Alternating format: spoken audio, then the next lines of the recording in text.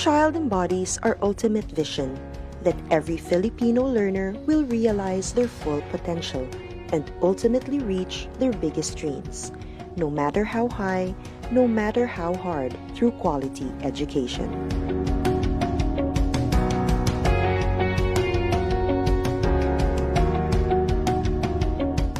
And as our learners aim to soar, we must continue to elevate our goals.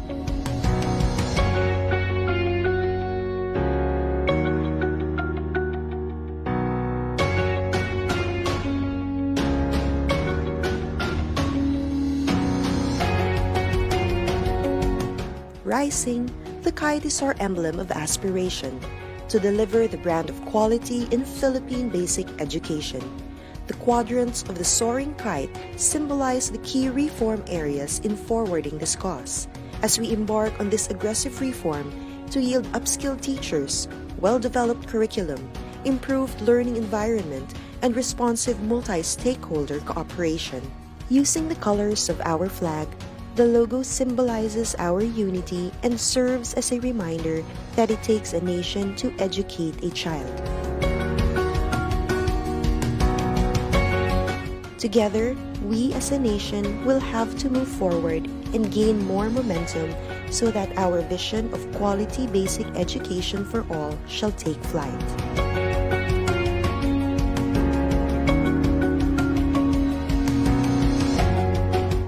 Sama-sama sa pagsulong ng edukalidad.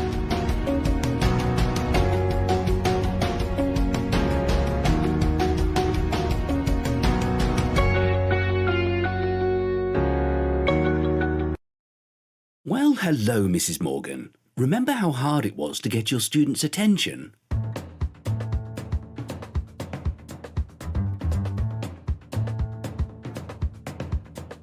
Oh, Mr. Jeski, any explosive ideas?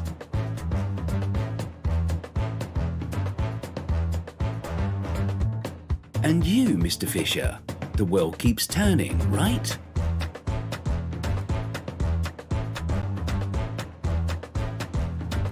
Okay, we're past all that, because now we have Microsoft Educator Center. Trainings, courses, webinars, programs, badges, points, certificates. Join now and get yourself ready for the new school year. Teach your best.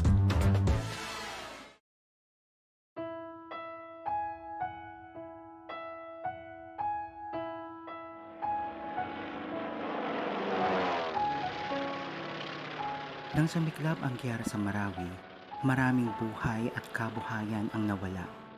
Maraming kabahayan at paaralan ang napinsala.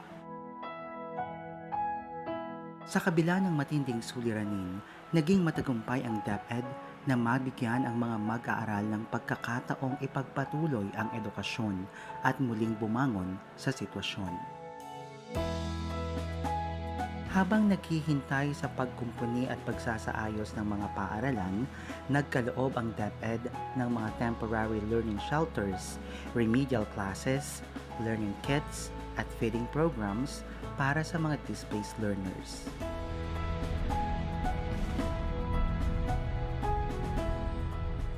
Nabigla ang lahat sa pag-alboruto ng Bulkang Taal. Libo-libong pamilya, kabilang ang mga guro at mag-aaral, ang nawalan ng tirahan at mga ari-arian. Mabilis ang naging tugon ng DepEd upang makapagpatuloy sa pag-aaral ang mga apektadong mag-aaral. Sinikap ng mga guro na turuan ang mga mag-aaral na pansamantalang tumuloy sa evacuation center.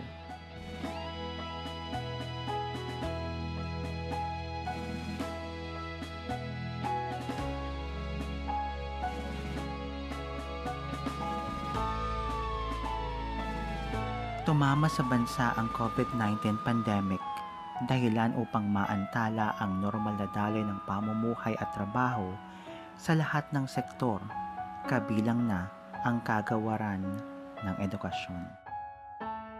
Nang ipatupad ang Luzon lockdown, inilunsad ang DepEd Commons upang tuloy ang pagkatuto ng mga learners habang nasa bahay.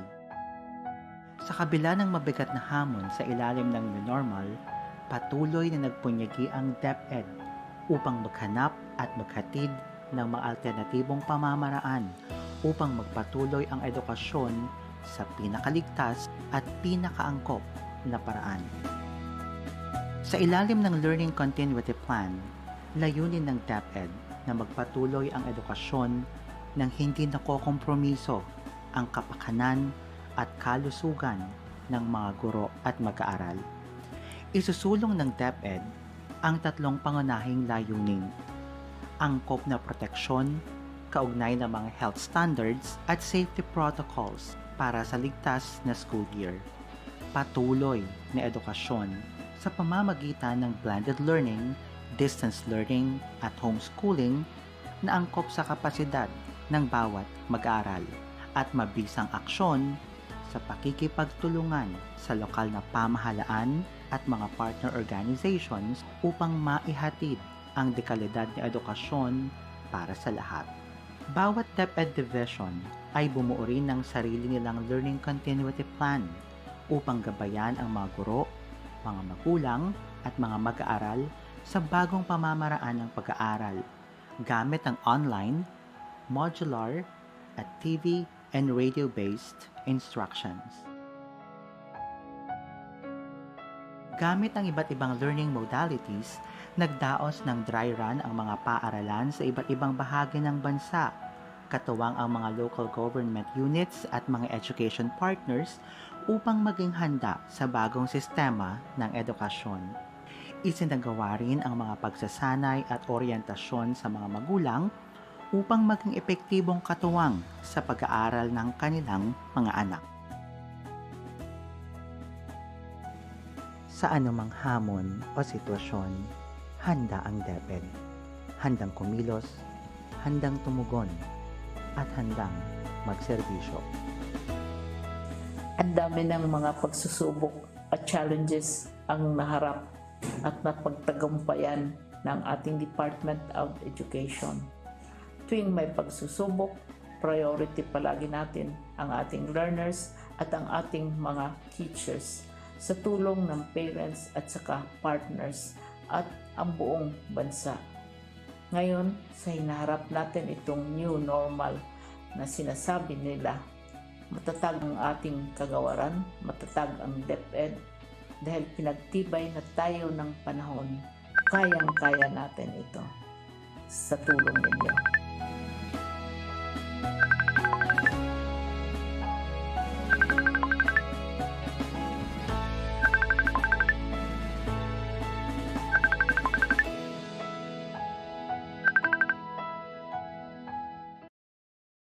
G'day everyone, I'm Mark.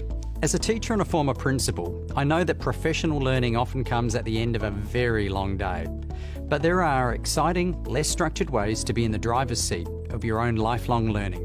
A great place to start is by engaging with our Microsoft Innovative Educator, or MIE community.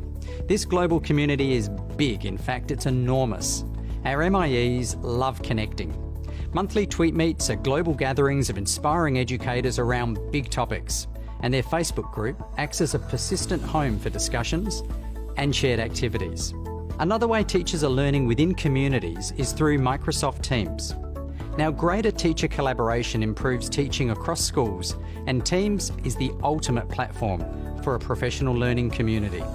It's open-walled and socially embedded, so you can incorporate your OneNote Staff Notebook PLC and have access to all the goodness of video chat, phone, and collaboration tools. With Immersive Reader built in, it's inclusive and accessible on any device. Your learning community is just a click away. Last tip, our Microsoft Education Centre offers great ways to gain new skills with courses tailored uniquely to your needs. Make it a collaborative experience by picking a MEC course to do together with your peers. And as a bonus, you can practice collaborative learning by exploring a research paper, like the Class of 2030, and treat it just like a book club with your colleagues face-to-face or in Teams. The link to that research, it's in the description. Remember, learning is socially embedded. It's best done together for students and for teachers. Happy learning.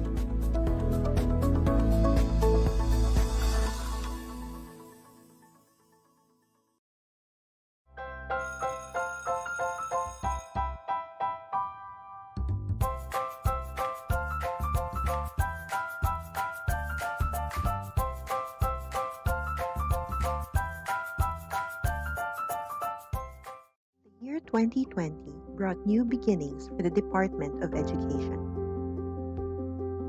Ready to pivot towards attaining quality education, DepEd was hopeful of the challenges ahead of it.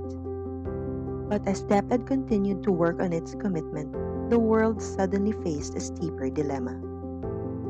Around the globe, countries like the Philippines had to shift their priorities to respond to a public health crisis brought by COVID-19. Schools had to be closed, activities had to be halted, graduation ceremonies had to be canceled, as people were urged to stay at home. A new normal dawned upon us. As soon as DepEd realized the impact of these disruptions in education, it began to proactively craft its learning continuity plan last April to ensure that learning opportunities will still be available. Consulting with partners and advisors through the Education Forum, as well as legislators, teachers, parents, learners, and the general public, DepEd made sure its LCP encompasses the concerns of the whole education sector in responding to the crisis. Its topmost priority being the protection of the health, safety, and well-being of learners, teachers, and personnel. To make informed decisions, DepEd first analyzed relevant data and epidemiological picture for the incoming school year. DepEd also issued guidelines on its required health standards to be adopted in all public and private schools and DepEd offices following DOH and IATF protocols. It covers 4 COVID-19 mitigation objectives, namely, to increase physical and mental resilience, reduce transmission, reduce contact, and reduce duration of infection. The LCP also outlined how learning continuity will be ensured. It streamlines the K-12 curriculum into the most essential learning competencies and allows the use of distance learning, homeschooling, and blended learning modalities. Since conducting face-to-face classes will be a risk in most areas, DepEd has anchored its delivery of education to modular, online, TV and radio, or a combination of all. Guided by teachers, modular learning will allow learners to use self-learning modules in a format applicable to learners' capacity. In online distance learning, teachers will facilitate and engage learners' participation through the internet, whether synchronous or asynchronous. TV and radio-based instructions, on the other hand, are converted lessons fit for the broadcast medium. The LCP assures that all our learners, including our SPED, ALS, Madrasa students, can still access education even within the confines of their homes, and ensures that their household capacity will not hinder their right to education. To make this possible, our joint Brigada Eskwela and Oplan Balik Eskwela is assisting the preparations for the rollout of the LCP.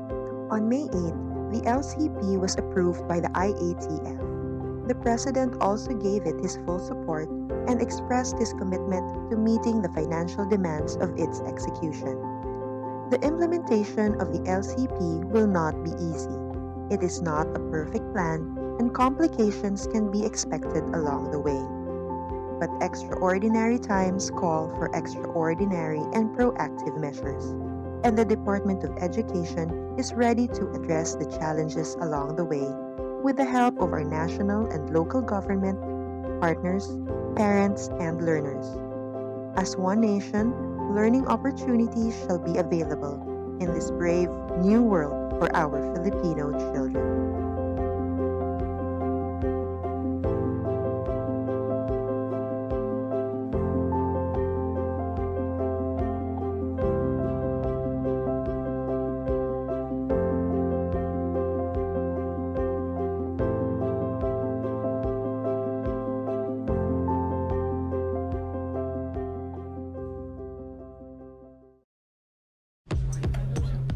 When you need the focus to be on you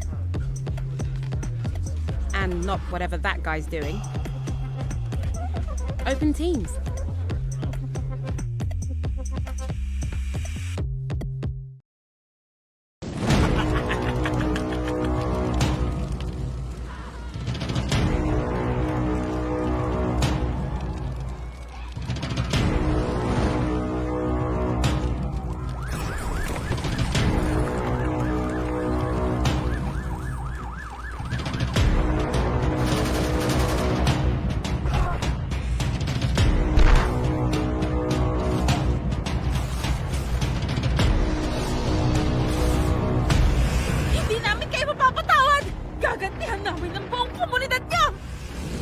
Subukan mo! Tutal nawasak na naman namin ang lahat ng ari-arian nyo!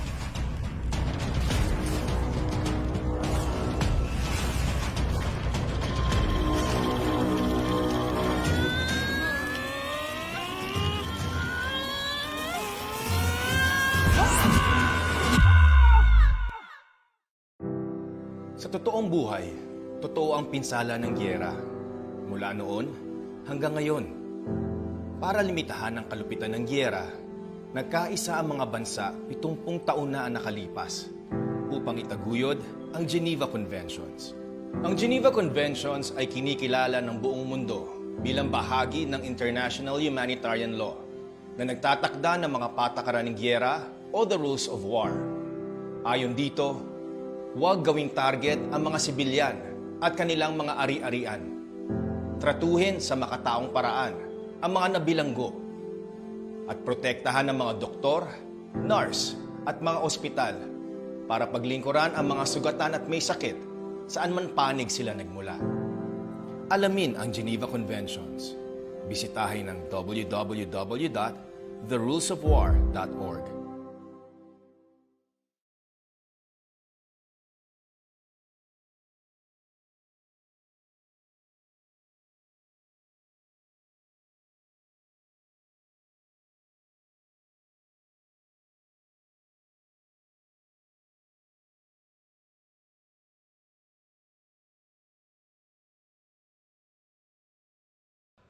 Hi guys! So I just came from a meeting and I was just told that I would be leading this fundraising concert for International Students Day. And I have to present the plan to the school board next week. Ah! Okay, I'm going to need some help. Let me create a team space and invite my dream team. Sia, she knows all about the budgeting and stuff. Ivan, he knows all the kids from the performing arts group. Aisha, she worked on getting sponsorship last year. And Sam, because he's so cute. Let me lay out all tasks in Planner and kick things off. So, I'm almost done with my event concept and inspiration board. I just need Ivan to do some final tweaks and plug in the repertoire. Budget from Sia? Check. Sponsorship plan? Check. Done! Whew! When you start using Microsoft Teams, teamwork really does become easier. So now I'm heading over to present the plan to the school board. Wish me luck!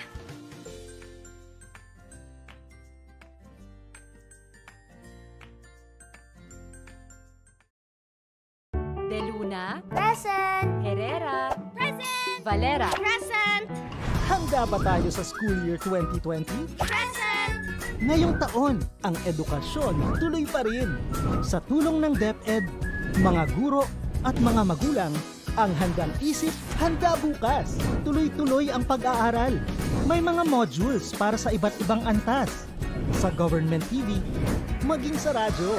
Mahalagang ligtas ang ating mga estudyante at guro. Kaya kahit nasa bahay, tuloy ang edukasyon. Kung tulong-tulong, may paraan, may aralan. Handang isip, handa bukas.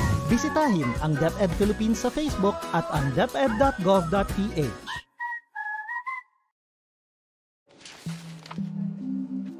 If you spend more time tracking down files than actually working on them, open Teams.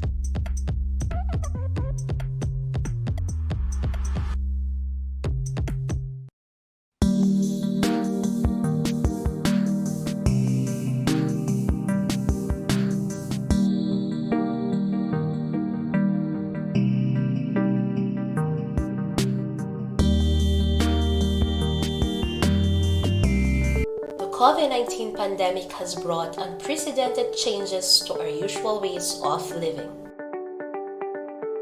But the Department of Education remains unfazed by these challenges to fulfill the mission of Sulong Edukalidad, the rallying call for national effort to deliver quality basic education to all Filipinos, which involve aggressive reforms in the 4 key areas: the K-12 curriculum review and update, improving the learning environment, teachers upskilling and reskilling, engagement of stakeholders for support and collaboration to move forward together as we prepare the education system for the future. The call for Sulong Edukalidad will continue, and we have built the framework of the Basic Education Learning Continuity Plan, or the BELCP, to put the needs of the learners at top priority. DepEd's BELCP is the major response and commitment to protect the health, safety, and well-being of learners, teachers, and personnel. The plan aims to provide opportunities to continue education even in these trying times with a BELCP in place, supported by an unprecedented number of diverse stakeholders from the academe, media, industry groups, NGOs, business and private individuals. Sulong Edukalidad will be able to sustain the aims in its reform for quality basic education. In our journey towards quality education, we have established the 4 pillars of aggressive reforms from the start, and we have been continuing to progress in these pillars. In improving the learning environment, we took action in the construction and rehabilitation of school buildings, ensured the availability of learning materials and equipment, and prioritized our last mile schools. The challenges of the pandemic also brought to light the urgent need to upgrade our ICT infrastructure to service the needs of education. In terms of the teachers' upskilling and reskilling, we were able to establish more innovative professional standards for teachers and school heads. We have aligned the professional development of teachers with their career progression to track their development as part of the National Educators Academy of the Philippines transformation. With the launch of the Education Futures program, where we will be focusing on innovative actions and solutions to improve the state of our education, we are now more than ready to start a new journey and continue our fight for quality education for all Filipino learners. Finally, we've given high importance to the engagement of stakeholders for support and collaboration. In support of this, we have convened the Philippine Forum for Accessible Quality Basic Education, or the Education Forum, which will leverage other partnerships for education quality and strengthen partnership with the Philippine Normal University as the country's national center for teacher education. The department has also been developing a professional development program for teachers and school leaders in order to equip them with the skills, materials, and data that will allow them to help their students prepare for PISA 2022. This intervention consists of the following components: online training for teachers and school leaders, development of learning materials and practice tests for students, deepening the analysis of the PISA 2018 results, and supporting school-level action research. Now that the year is about to end, our commitment to Sulong Edukalidad will continue and will be far from being gone. With a lot at stake, considering our new knowledge and experience from this year's challenges, we are equipped to face a new future. As we head on to the future where we will face many challenges and uncertainties, the department will always be the guardian of every Filipino learner's right to education.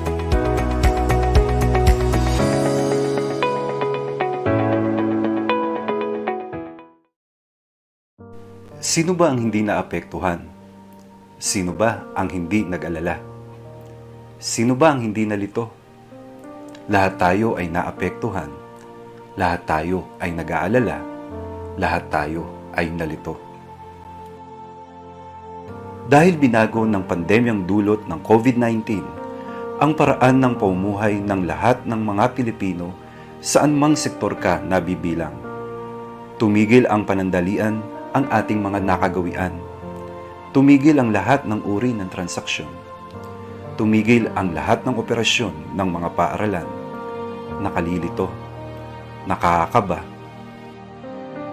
Paano na ang kinabukasan ng mga kabataan? Paano na tayo sa hinaharap?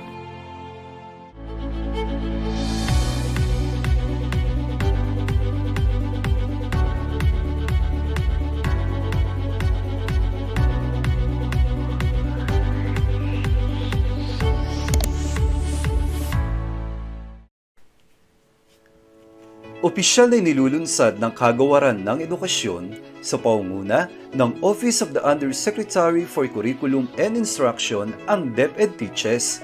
Ito ay isang online na programa na gagabay sa mga guro, tagapangasiwa, magulang at mag-aaral hinggil sa mga pagbabago sa batayang edukasyon ngayong new normal.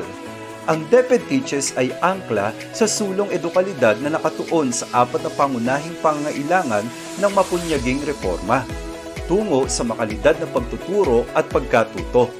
Una, pagre-review at pagsasapanahon ng kurikulum ng K-12. Ikalawa, pagpapaunlad ng kapaligiran pampagkatuto. Ikatlo, paglinang ng mga bagong kasanayan sa mga guro. At ang ikaapat, ang pakikipag-ugnay sa mga stakeholder para sa suporta at kolaborasyon. Sa pamamagitan ng virtual learning platform, ang DepEd Teaches ang magsisilbing bukas na komunidad ng pagsasanay na titipon sa mga guro, tagapamunong pang-edukasyon at sa sinumang may pagnanais sa pagtataguyod ng kalidad na edukasyon sa bansa at sa pagtagumpay ng bawat Pilipinong mag-aaral.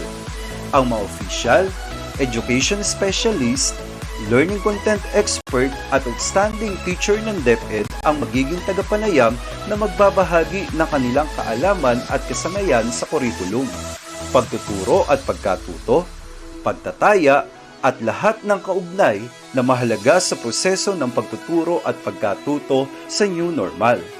Bilang mga frontliner ng classroom, inaasahang magiging aktibo ang mga guro sa programang ito.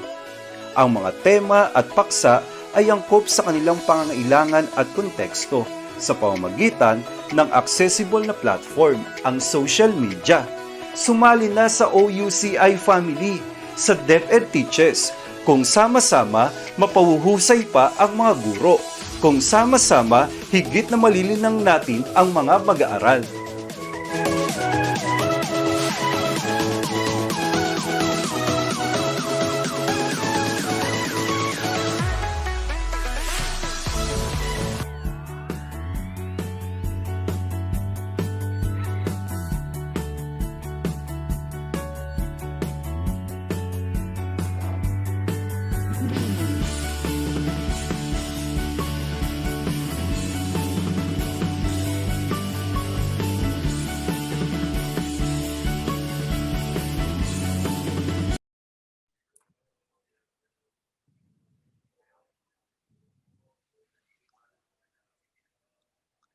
A healthy and prosperous 2021 to all our Facebook Live audience, especially to our Facebook pages, the DepEd Philippines, DepEd Tayo, and to our new Facebook page, the DepEd Teaches.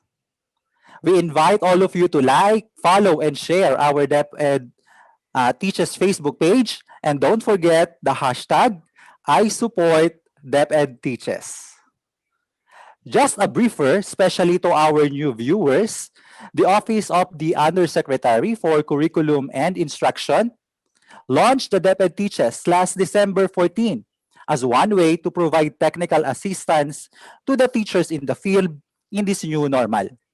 And within the 4 consecutive episodes last month, more than 300,000 successfully registered and accomplished the evaluation. So from the Office of the Undersecretary of Curriculum and Instruction, we thank you so much for your continuous support. This gives us motivation to work harder and even improve the quality of our service as we concretize DepEd Teaches' mission of empowering teachers, enabling learners. Hello, Miss Anna. Good afternoon and Happy New Year. I hope you had a restful holiday. Can you tell us what exciting surprises do we have for our viewers for this year that they could look forward to? Happy 2021 to all our live audience on DepEd Teaches. And good afternoon, Sir July. So we want to start fresh with a positive mindset, and we are hopeful that things will get better this year. I want to start with the good news that DepEd Teaches will be streaming live every Thursday at 2 p.m.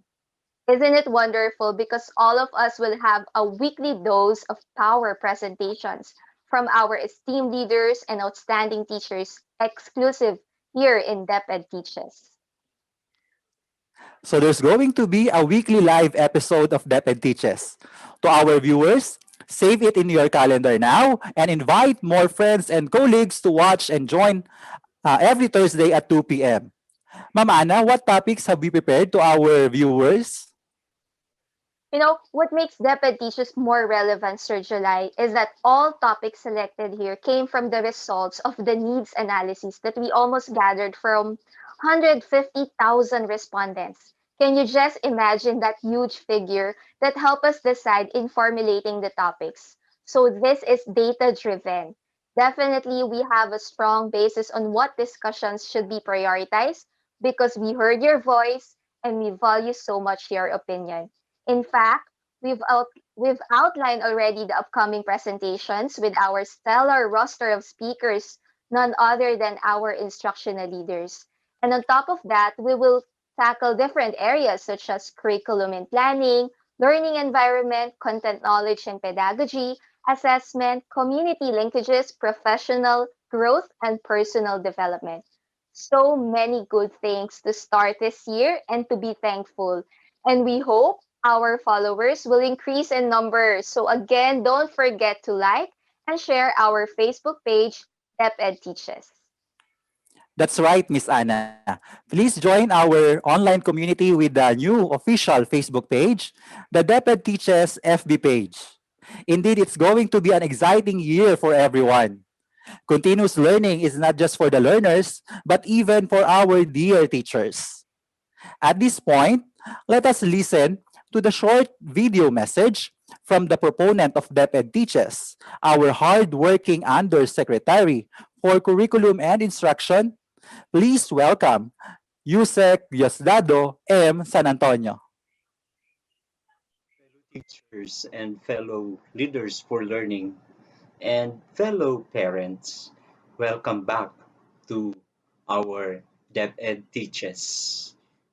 We at the Curriculum and Instruction strand of the Department of Education Central Office are very desirous to provide this platform where we will be able to provide continuous updates on matters and issues that are very important to ensure that our youngsters, learners in the K to 12 program, are able to really understand, master, and fully learn the most essential learning competencies we have identified for the Filipino children as we deliver basic education services during these COVID-19 times.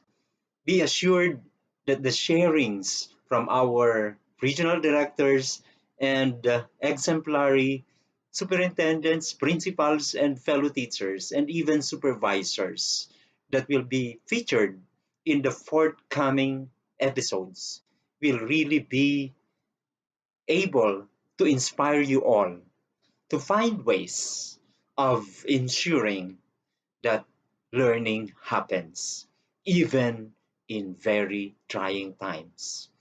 Let me just say thank you to our DepEd Teachers team at the central office and the regional directors who have fully embraced and supported this trust. We look forward to more of you, fellow teachers, spreading the news that there's a channel, there's a platform where we can continue to interact and learn together so that the policy initiatives will be translated into effective practices to ensure that learning will continue and our learners will become ready to be competitive in this so-called 21st century Industry 4.0 and New World. Mabuhay po tayong lahat. God bless.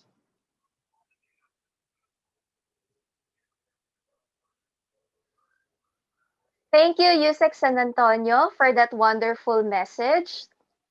Sir July, before we proceed to the main presentation, haven't we prepared a short interactive activity for our live audience right now? That's correct, Ma'am Ana. We prepared 3 questions. And for our live participants, live viewers, please type in your answers by writing your name, school, and letter of the correct answer in the comment section of DepEd Philippines FB page.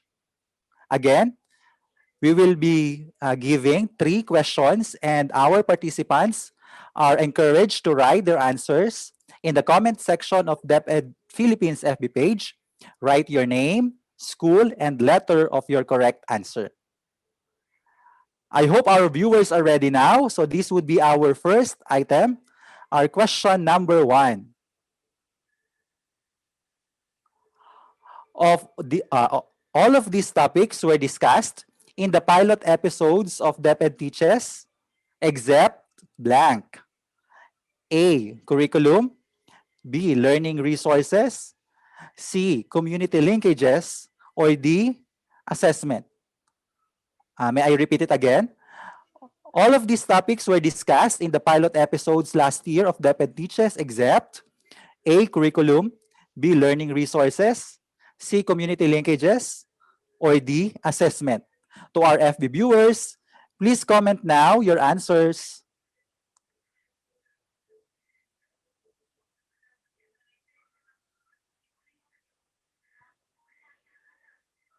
All right, so from our Facebook page, okay, so we can see that our viewers, so almost all our viewers got the correct answer, which is letter C. So last year, remember, we talked about curriculum, modalities, learning resources, and assessment. Good job, everyone. What's the next question, Sir July? For question number 2, Ma'am Ana. So again, our participants, kindly write again your answers in the comment section of our FB page. And this question will test our viewers' listening skill. If they are paying attention to what you have said a while ago, Ma'am Ana. I hope our viewers are ready now for our second question. So our second question is, how many times will DepEd Teaches be shown live streamed? A, once in a week. B, twice every 2 months. C, every day. D, every Tuesday and Thursday. Once again, how many times will DepEd Teaches be shown live streamed? A, once in a week. B, twice every 2 months. B, every day, or C, every day, or D, every Tuesday and Thursday.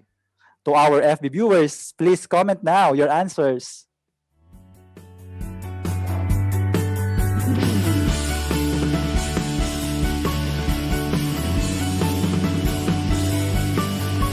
All right. So based on the answer from our very active viewers, I'm glad they have good listening skills because they got the correct answer, which is letter A, once in a week, every Thursday at 2 p.m. So what's our last question, Sir July? Okay, that's great to hear, Ma'am Ana. So this is our last question, and this question is an open-ended question. I hope our live viewers are ready now for our third question, and the question is this. What do you think is our topic today? So again, what do you think is our topic for today? Please write your answer now in the comment section of our live stream in FB page.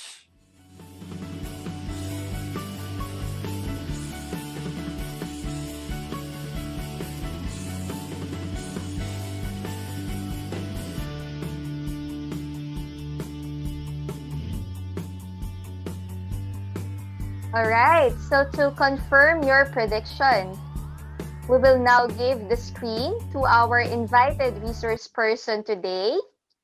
So it is my honor to introduce to you Dr. Maria Arlene P. Tamayo, who finished her Master's of Arts in English at De La Salle University and her PhD in Literature at Philippine Normal University.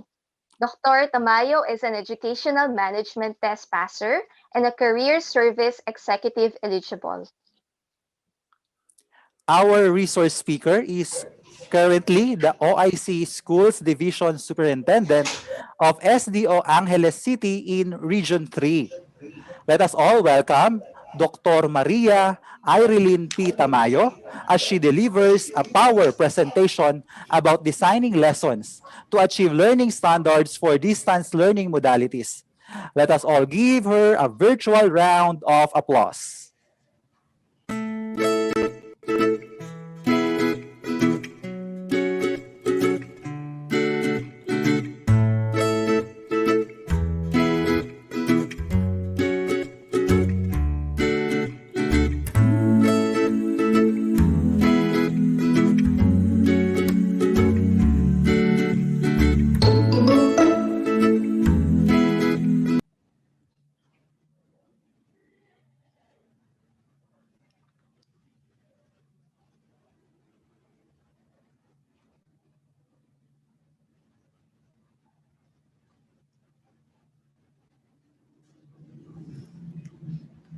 Magandang hapon, Pilipinas. Mayap agat manapon po kaya kayungan. Sa ngalan po ng aming Regional Director, Madam May B. Eclar, at sa ngalan din po ng aming Assistant Regional Director, Madam Roda P. Rason, ako po, si Maria Irene P. Tamayo ng SDO Angeles City upang makasama po ninyo ngayong hapon.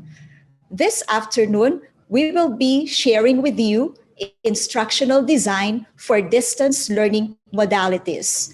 And as we all know, dear teachers, when we say distance learning modalities, we may mean online distance learning or modular distance learning. So to start with, let us look at the two concepts of instructional design.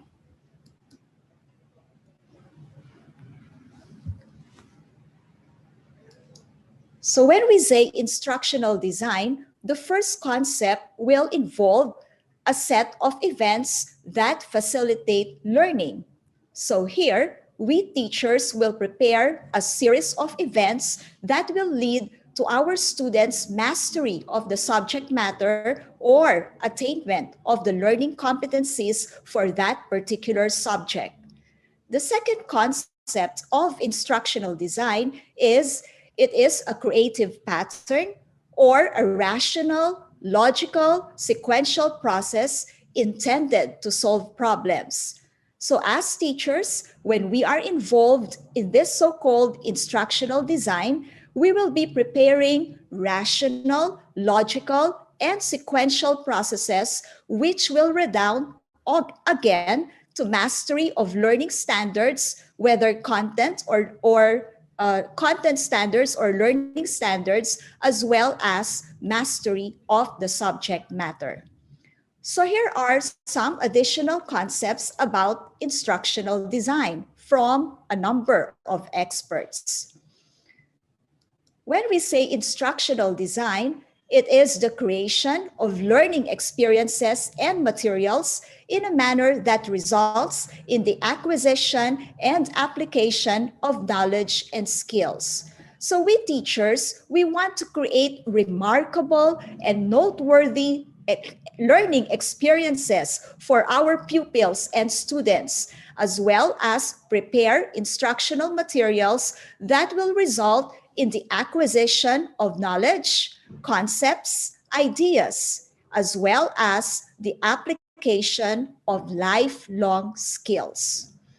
This discipline or principle of instructional design follows a systematic approach. First, we will be involved in the assessment of needs. And whose needs will we assess? Of course, the end users of the material that we will be preparing, our learners. We want to assess our learners' needs in terms of their interest, their abilities, the resources that are available within their reach, and the like. Then, based on this assessed needs of our learners, we will design a process wherein the material will in itself will be developed and then presented to our learners for utilization. However, after the utilization of the material, the instructional design process will not stop. We still have to evaluate the effectiveness of the material, and then from the evaluation, we may still revise the material to improve its effectiveness and its efficiency. Oh, wait, before we move on further, why are we talking about instructional design in the arena of distance learning modalities? Well, let us review or reminisce first the events that led us to the kind of educational setup that we have today. So let's look at this very short video.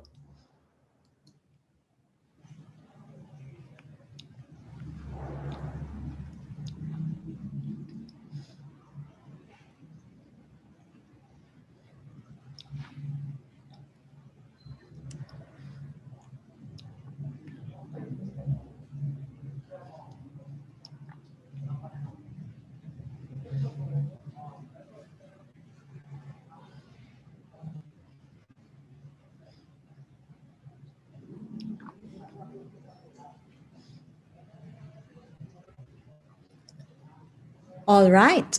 So, as we all know and as we have experienced, the COVID 19 pandemic has drastically changed the educational setup, not only in our country, but all over the world.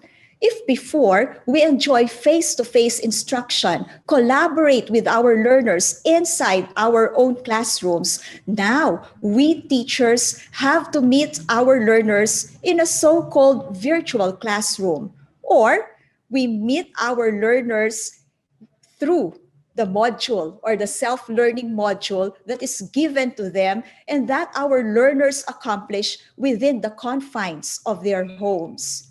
So it's a difficult situation for us teachers to deliver the competencies in the different subject matter assigned to us in order for our learners to achieve the learning standards and the so-called mastery of subject matter.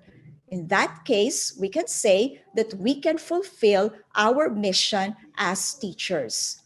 So, for this part of our sharing, we will be presenting to you the instructional design approach or methodology that our teachers had undergone in DepEd Angeles City in order to prepare what we call as learning activity sheets. So these learning activity sheets are actually prepared by our teachers following the principles of instructional design.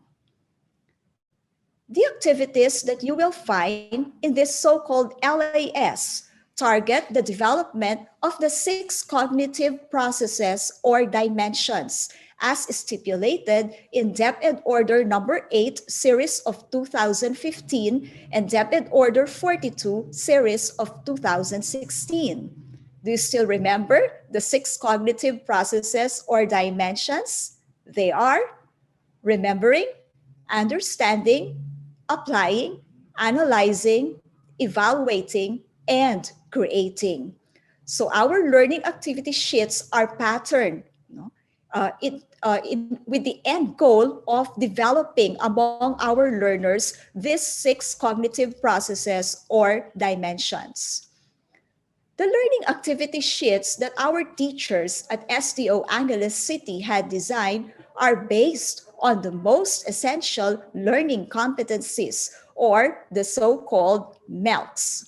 And they serve as supplementary materials for the self-learning modules provided by the central office and by the regional office. So here, as mentioned a while ago, one of the best features of our LAS will be the development of the 6 cognitive dimensions among our learners. At the end, as our learners traverse through the activities in our so-called LAS, they will be able to say that they have become blooming butterflies. Our activities do not just center on remembering, understanding, and applying, but we take our learners to the higher order thinking skills. In some of our activities, our learners are able to justify their decision or course of action, and they are able to generate new ideas, products, or ways of thinking or viewing things. And these are evaluating and creating respectively. So let me take you to the parts of the learning activity sheets that our teachers had actually designed for our kind of learners here at SDO Angeles City. So the first part of our LAS is the so-called panimula or susing konsepto or background information. So the first part of the LAS, our learners will read key concepts or our learners will be provided background information regarding the lesson at hand. Let me give you some samples in order for you to actually visualize what I am talking about. Our first example is from our learning activity sheet in Edukasyon sa Pagpapakatao, Grade 5. So, the kasanayang pampagkatuto in this particular sample LAS is napahahalagahan ng mag-aaral ang katotohanan sa pamamagitan ng pagsusuri sa mga balitang napakinggan, patalastas na nabasa o narinig, napanood na programang pan-telebisyon o nabasa sa internet. So as you can see, my dear teachers, our particular LAS are actually based on the MELCs. That was what I mentioned a while ago. So based on this particular kasanayang pampagkatuto in Edukasyon sa Pagpapakatao Grade 5, this is the susing konsepto as written in the LAS. Ang mga gawaing ito ay sadyang nilikha upang higit mong mapagyaman ang iyong mga kaalaman at kasanayan sa aralin na ito, lalo na sa iyong pagtatangi at pagpapahalaga sa katotohanan. Ang katotohanan ay ang pagsang-ayon ng kaisipan sa realidad. Kaya sinasabi na ang katotohanan ay siyang magpapalaya sa atin dahil hindi maaaring mabuhay ng matiwasay at malaya ang tao kung siya ay bilanggo ng kasinungalingan na siyang kabaliktaran ng realidad. Ang realidad ay kung ano ang nagaganap sa kasalukuyan. Ito ay nakikita at nararamdaman. Sa pagtatangi at pagpapahalaga sa katotohanan, nakasalalay ang pananagutang pansarili at kabutihan ng pamilya. So, mga kasamang guro, nakita po natin na sa susing konsepto ay parang ibinibigay na sa ating mga mag-aaral kung ano ang kasanayang pampagkatuto. Ano ba ang katotohanan? No? So maikikintal na sa kaisipan ng ating mga grade 5 learners na pag kanilang niyakap ang katotohanan, hindi sila magiging bilanggo ng kasinungalingan. Ang katotohanan ang siyang magpapalaya sa kanila. So that is actually the oft-repeated saying, the truth will set us free. So that is only the background information or the key concept as presented in the LAS. Okay, so let us go to a learning activity sheet in Math Grade 6 and try to find out how the teacher who actually designed this LAS presented the background information. So the learning competency for this LAS is the student or the grade 6 pupil should be able to multiply decimals and mixed decimals with factors up to 2 decimal places. And the grade 6 pupils should be able to multiply mentally decimals up to 2 decimal places by 0.1, 0.01, 10, and 100. Wow, math is oftentimes perceived to be a difficult subject. And for a learning activity sheet without the teacher beside the learner, how will these particular competencies be presented to the learners? Through the susing concepto or the background information. So here is a part of the background information for learners in this LAS. Letter A, that is a part of the first objective, no? Multiplies decimals and mixed decimals with factors up to 2 decimal places. So there is a short discussion in the LAS. To multiply decimals, ignore the decimal points and multiply as if they are whole numbers. Place the decimal point in the product based on the total number of decimal places in the factors. Count the number of decimal places from the right to the left. But actually, this is not the end of the background information. Since this is mathematics, there should be an illustration or an example. This is still part of the first part of our LAS, which is the key concept or background information. So here, the example is about Ruel's dried flowers collection. Ruel loves to collect different kinds of dried flowers and put them in frames.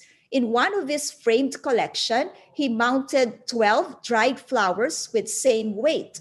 If each dried flower weighs 0.43 gram, what is the total weight of the dried flowers? So here, we have illustrated the solution and the steps. All right, so that is only part of the background information in the learning activity sheets designed by our teachers. So what have we gathered so far? In the first part of our learning activity sheets, we provide our learners with key concepts or background information for them to have key notes or key ideas for them to understand the lesson and perform the competency in the long run. Okay, so after the panimula or susing konsepto, we go to gawain 1 or activity 1. So this is actually the second part of the learning activity sheets that we designed. Let's try to look at the example before I tell you the purpose of gawain 1 or activity 1. This time, let's have MAPE for grade 6. The competency and code for this particular LAS is for our grade 6 learners to differentiate orally among 2/4, 3/4, 4/4, and 6/8 time signatures. So what is their first activity? Okay, so they are asked to study the given musical composition entitled We Welcome You, and they are tasked to answer given questions. So here, the musical composition appears in their LAS. So applying the key concepts or the background information presented a while ago in their learning activity sheet, they will be able to answer the given questions. So what are the given questions? Look at them very well, my dear teachers. What is the time signature of the song? What kinds of notes are used in the song? How many measures are there in the song? Where does the first and last beat fall? If you will look at the structure of the questions, they will be answered usually by the learner by applying what cognitive dimension? The first one, right? Remembering. Okay, so remembering what are the different time signatures in order to apply them to the given song, the kinds of notes, no, the measures present in the song, and where the first and last bit would fall. Okay, so these are still lower order thinking skills since this is only the first activity after the background information or the key concept. Let's have another example for activity 1. This time in another subject. Let's have a sample from Araling Panlipunan 5 or what we usually call as ARPAN. So nakasanayang pampagkatuto sa learning activity sheet na ito na ipaliliwanag ng ating grade 5 learners ang kaugnayan ng lokasyon sa paghubog ng kasaysayan. So yun ang end goal natin. So pagkatapos na nagawa ng ating mga mag-aaral yung mga activities sa LAS, na ipapaliwanag na ng mag-aaral ang kaugnayan ng lokasyon sa paghubog ng kasaysayan. Remember, we are only on Gawain 1 or Activity 1. So ano yung previous part ng LAS? Di ba background information? So nagbigay ng background information ang guro na nag-design ng LAS. So heto yung unang gawain. Naka-label na siya na ang dinidevelop dito sa mag-aaral ay yung unang cognitive dimension o remembering. No? Ayusin ang mga titik upang mabuo ang salitang tinutukoy sa pangungusap. Ito po yung tatlong halimbawa. Una, ang paraan ng pagtukoy ng mga katubigang nakapalibot sa Pilipinas. O siyempre, dapat naintindihan nila yung susing konsepto na nabasa nila before ng gawain na ito. So pero remembering pa rin, no? So ang ano ba yung sagot dito? Ayusin natin yung mga letra o yung mga titik. So insular ang kasagutan diyan. Pangalawa, ang mga distansya sa pagitan ng mga linyang paralel, pahilaga o patimog ng Ecuador. O, alam niyo yung sagot dito, latitude.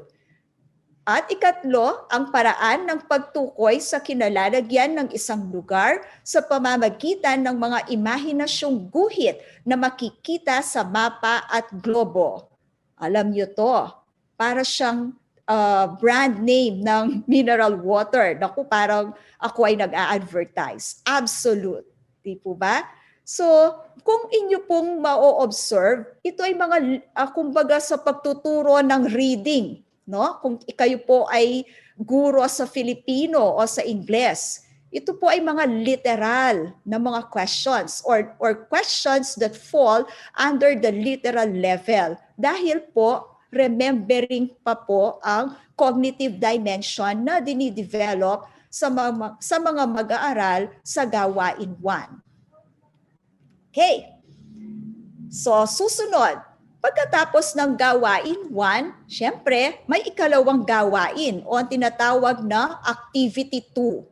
Here, we take our learners to the higher order thinking skills, more than remembering, no? More than understanding. Let's see po.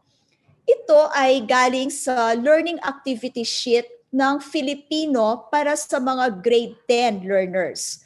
Ano ang kasanayang pampagkatuto dito?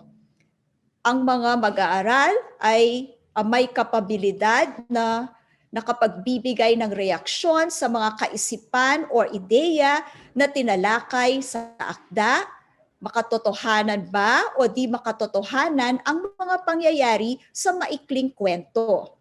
May ikalawa siyang kasanayang pampagkatuto na tatalakay ng mga mag-aaral ang mga bahagi ng pinanood na nagpapakita ng mga isyong pandaigdig. Naku, nakikita niyo pa lang po ang mga kasanayang pampagkatuto dahil po pang grade 10 na ang mga to, lubhang mabigat na po, no? Nagbibigay ng reaksyon, natatalakay ang mga bahagi ng pinanood kung napapakita ng mga isyong pandaigdig. So ano po ang ikalawang gawain na makikita sa learning activity sheet na dinesign ng guro dito? Meron po siyang titulo, Ipaliwanag mo, pakikinggan ko. Tignan po natin ang panuto.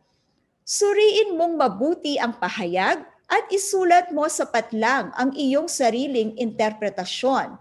Sikapin mong maging maayos, wasto ang pagbabaybay ng mga salita at paggamit ng mga bantas. Dapat din na angkop ang iyong paliwanag sa pahayag. Narito ang rubric sa gawain 2 para may gabay ka sa iyong pagsagot. Alright. Heto po yung pinapapaliwanag sa ating mag-aaral na mga grade 10, no? Hindi perpekto ang buhay ko, pero meron akong Panginoon na nagpapakontento sa kung anong meron ako. So yan pong dalawang pangungusap na yan, no, ay ipapaliwanag ng mag-aaral using the following guide questions. Heto po yung mga gabay na tanong. Sumasang-ayon ka ba sa pahayag? Bakit? So nakikita natin, no?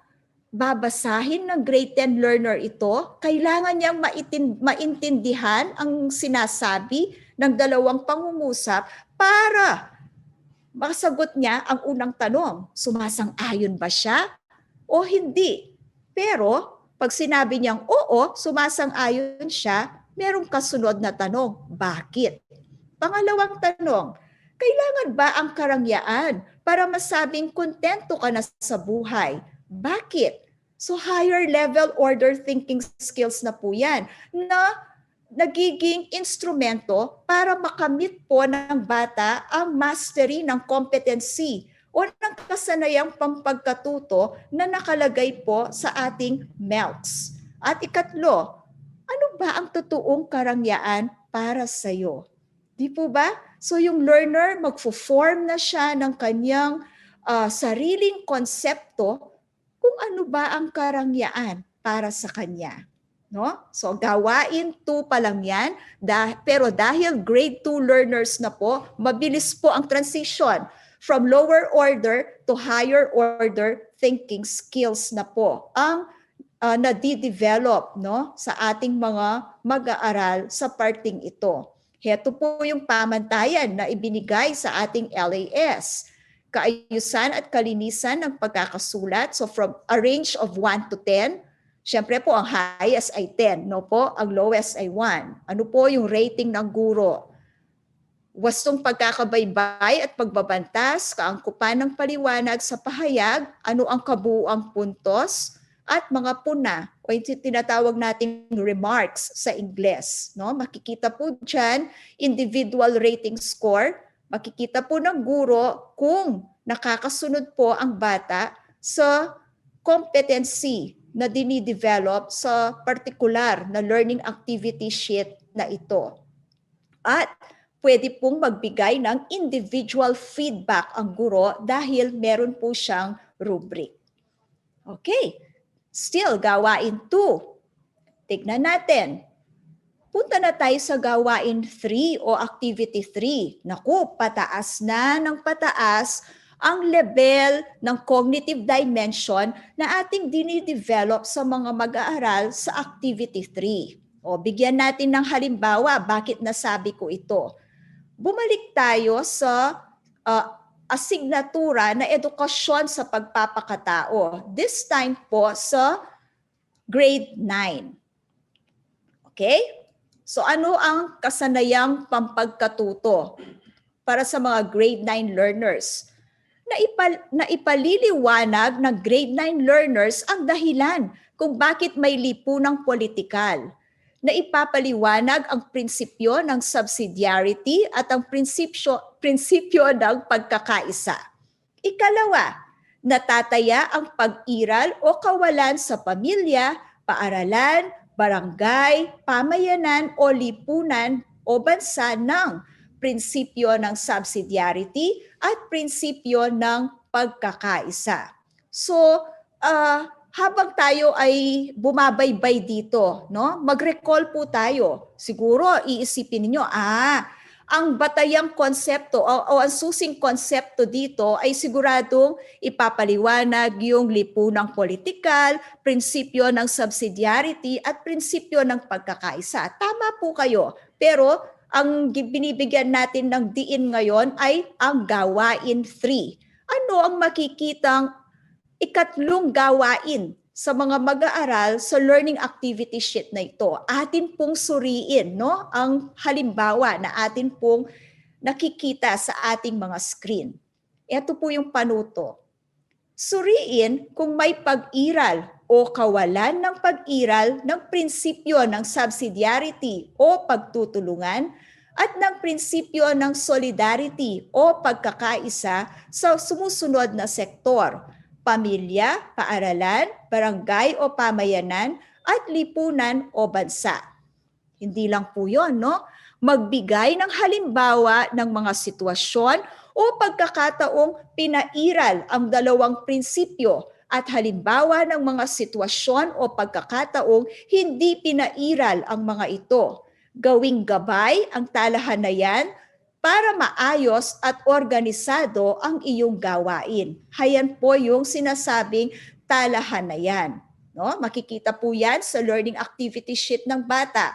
So, ano ba ang pagkakaintindi niya sa prinsipyo ng subsidiarity? Importante po iyon. Pero, higher level po, pinaiiral ba ang prinsipyong ito sa pamilya, sa paaralan, sa barangay o pamayanan, lipunan o bansa? Kung pinaiiral, maglalagay po ang learner dyan ng halimbawa. Kung hindi pinaiiral, maglalagay din siya ng halimbawa. So makikita po natin, hindi sapat na alam ng mag-aaral ang difference, no, ng prinsipyo ng subsidiarity o prinsipyo ng solidarity. Dapat po ay naia-apply niya sa nakikita niya sa realidad. Umiiral nga ba to o hindi pinaiiral? Ano yung aking mga halimbawa? No? Ano ang aking mga depensa para sabihin kung pinaiiral ito o hindi pinaiiral? Ang ganda po, no? So, makikita natin ulit na hindi tayo nag-i-stay dun sa remembering, understanding, applying, higher level. Our students try to create their own learning based on what they see and based on experiences. Okay. So, susunod po. Punta po tayo sa gawain 4 o yung ika-4 na activity sa learning activity sheets na dinesign po ng ating mga guro. No? So, review po tayo, no? So makikita yung susing konsepto, background information, first activity na parang literal level questions lang, gawain 2 papunta na sa higher level, gawain 3 solid higher level na, meron pang gawain 4. Let's look at our examples here. This time in English for grade 7. So learning competency.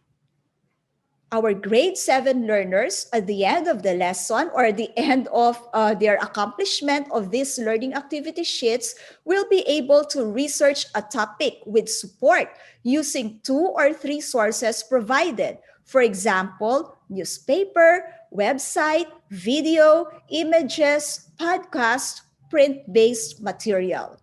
Yan, naku, grade 7 po yan. Pero ang competency, magre-research sila ukol sa isang topic but using 2 or 3 sources. Ano ang gawain 4 nila? What will be their 4th activity in their LAS? Look at this.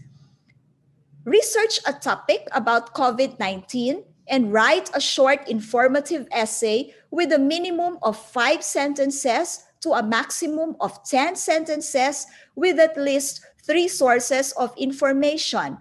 Print, digital, or audiovisual should be used to support your thoughts and ideas.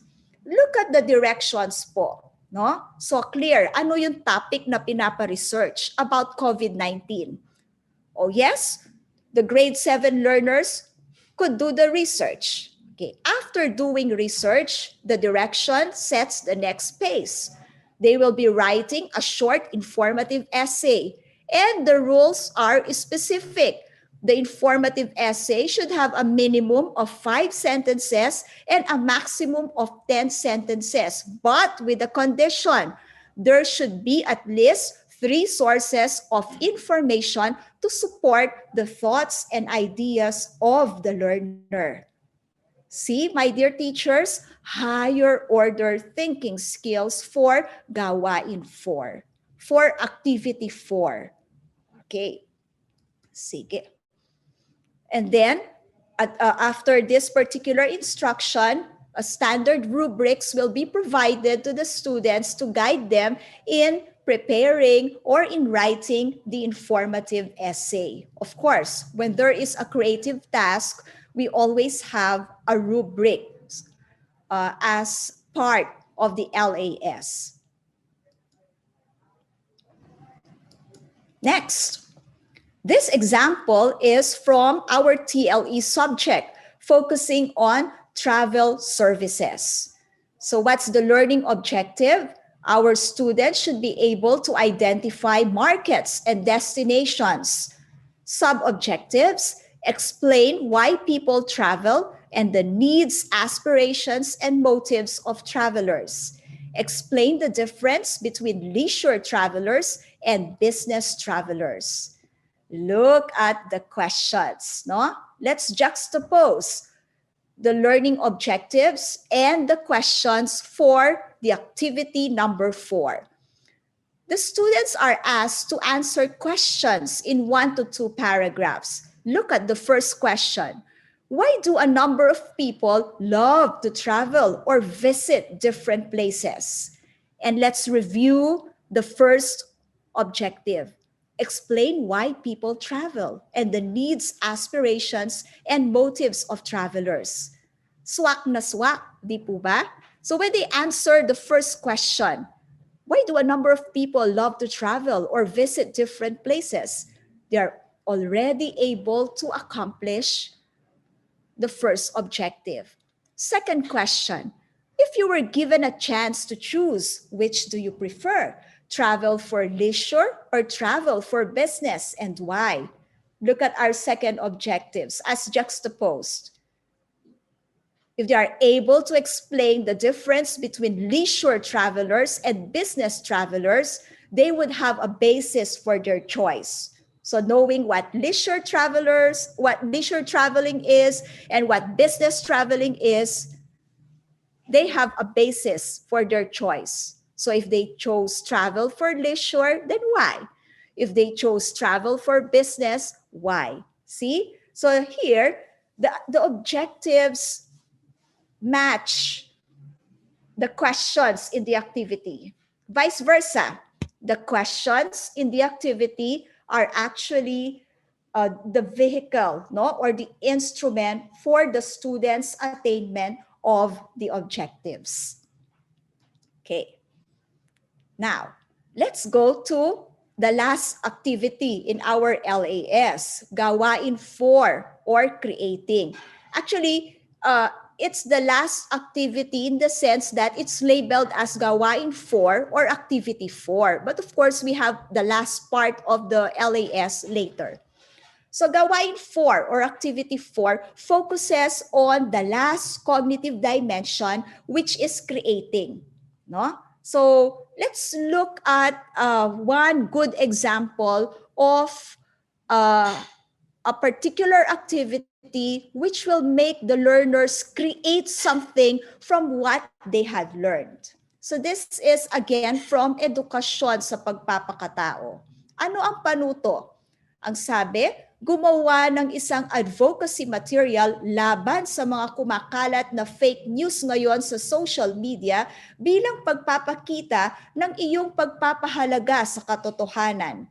Ilahad ito sa pamamagitan ng malikhaing gawain, halimbawa, tula, awit, slogan, poster, at iba pa. Gawin ito sa bond paper o Oslo paper. Kung ikaw ay may internet, maari mong i-upload sa social media gaya ng Facebook ang iyong ginawang advocacy material bilang pagsasanggalang at pagpapalaganap ng wasto at tamang impormasyon na nakabatay lamang sa katotohanan. Hindi mo ito kailangang gawin kung ikaw ay walang internet. Sapat na ang iyong gawain sa bond paper o Oslo paper na iyong isusumite kalakip ng iyong LAS. So, himayin po natin ng bahagya ang panuto dahil po gusto nating ikintal sa ating kaisipan yung creating na cognitive dimension. So dito, ang bata ay pinagagawa ng advocacy material. Ano yung topic? Laban sa fake news. Paano niya ito gagawin? It's something creative, no? An advocacy material will be made by our learners. It may be in the form of a poem, a song, a slogan, or a poster.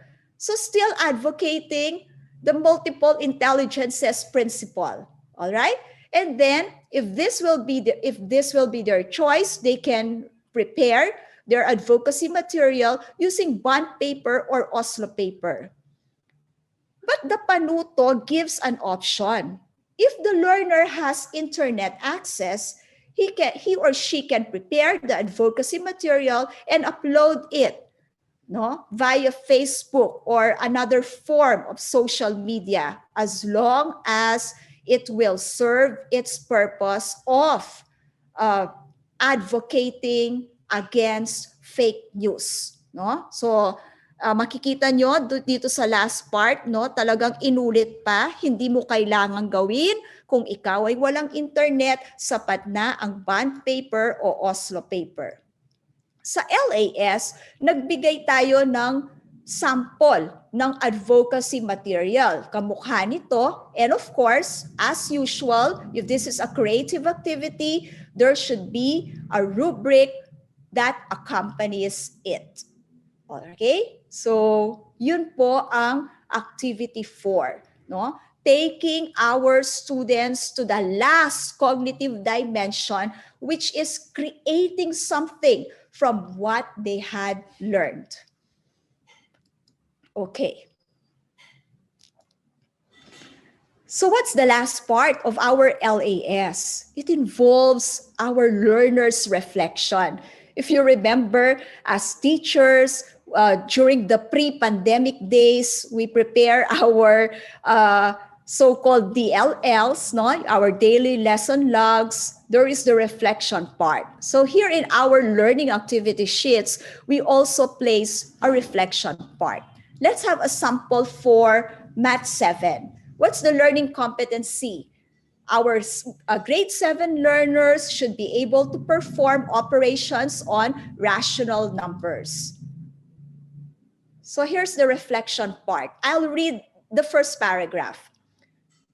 I have learned that if A, B, and C denote integers and B is not equal to 0, then A over B plus C over B is equal to blank. I also knew that every rational number except blank has a unique reciprocal. So the reciprocal of 5 over 4 is blank. Fractions having the same denominators are called blank, while a fraction containing a whole number and a fraction is called blank.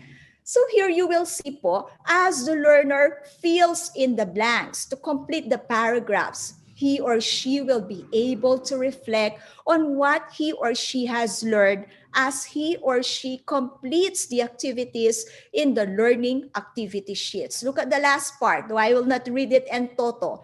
I realized that to add or subtract decimals, arrange the digits in, and so on and so forth. Okay, so that's a sample reflection part in the Math 7 LAS. Let's look at another sample reflection part using another subject. All right, this time in science for grade 9. Do you still remember your chemistry subject? I hope there are chemistry teachers watching us this afternoon. The learning competency is use the mole concept to express mass of substances. So there, In the LAS, you will see the mole concept. So what's the reflection part? The last part of the LAS, after the students traverse the background information, activity 1, 2, 3, and 4. Did you learn about the mole concept? Why? No? So the learner would reflect. What part of the mole concept did you enjoy doing? Why? What part of the mole concept did you find difficult to do? Why? So our learners will have the chance on their own to reflect on the kind of learning experience that they had as they accomplish the module or the learning activity sheet. So we had already shared with you the different parts of the learning activity sheet that our teachers had designed here at SDO Angeles City. To recapitulate everything, let us look at the Hanafin and Peck instructional design model.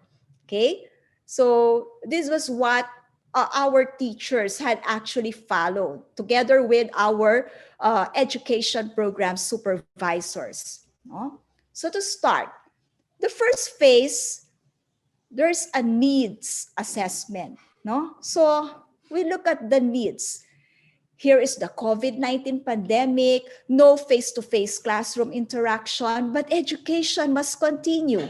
So we have to prepare learning materials suited to our learners' needs, interests, abilities, the resources that they have at home, their capacity for independent learning, the presence of parents or guardians in their respective homes to assist them in their distance learning modality. So we have to find that out, no? So what are the available resources that we have? Yes, we have the self-learning modules, but are they enough? So we said the self-learning modules are not enough because there are some subjects which do not have self-learning modules. So we use the instructional design model to produce learning activity sheets. So we move to phase 2. We design activity sheets, no, focusing on the 6 cognitive dimensions, no. We want our students to master not only lower order, but more importantly, higher order thinking skills, in spite of the fact that there is no face-to-face learning. So the design process, very painful, very tiring. But as we always say, if any activity, no matter how tiring it may be, no matter how stressful it may be, but if it would be for our learners, then we do it joyfully, no? And then we were able to develop the activity sheets, implement them during the first weeks of classes. Then did we relax? No, we did not.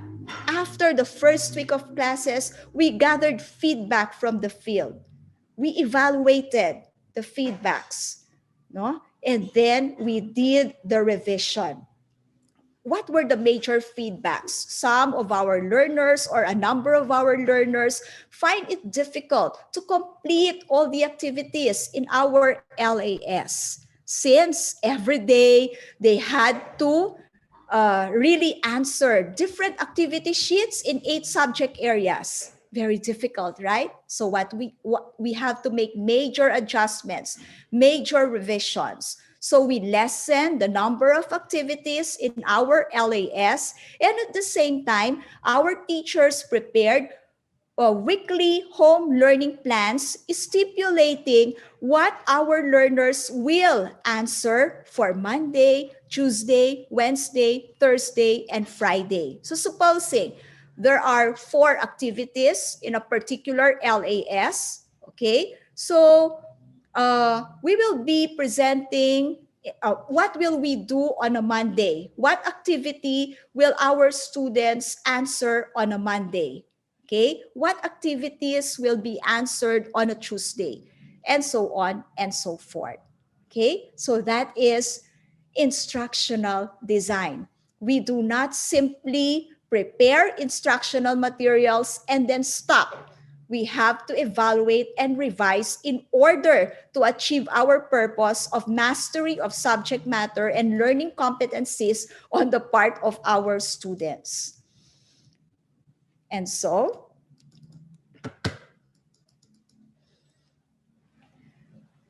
to end our sharing this afternoon, let me give you a quote, a popular quote from Nikos Kazantzakis.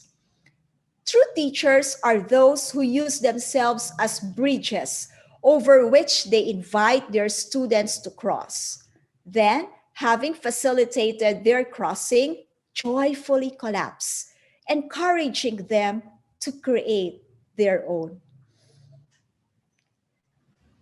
The beauty of this particular quote from Nikos Kazantzakis lies in the figure of speech. Three teachers are compared to collapsible bridges. No? So teachers are compared to bridges, but once the students had crossed the threshold of learning, they joyfully collapse so that their learners can create their own bridges. That's the beauty of teaching, right, my dear teachers? As teachers, we want to produce learners who are independent thinkers. As teachers, we want to produce learners who can create learning on their own. As teachers, we want to produce learners who are persons for others so that they can become what we call as productive citizens of our country. As teachers, we want to produce learners who will joyfully consecrate their ideals, their concepts, their values for love of country and for the ultimate glory of God. That is our mission. That is the DepEd vision. So thank you very much for being with me for this session of DepEd Teaches. Muli po, sa ngalan po ng aming Regional Director, Madam May B. Eclar, sa ngalan po ng aming Assistant Regional Director, Madam Roda Razon, ako po, si Maria Irelyn P. Tamayo, kasama po ang buong teaching and non-teaching personnel ng SDO Angeles City. Maraming salamat po. God bless you all.